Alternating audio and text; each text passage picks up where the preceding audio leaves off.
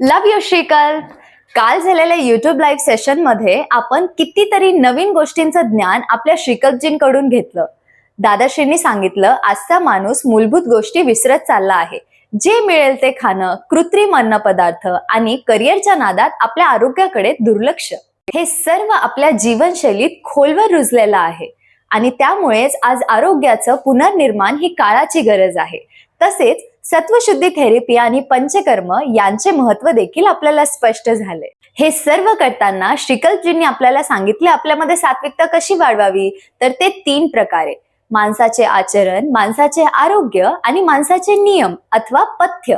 जर या तिन्ही गोष्टी आपल्याकडे असतील तर आपण नक्कीच सात्विक बनू शकतो.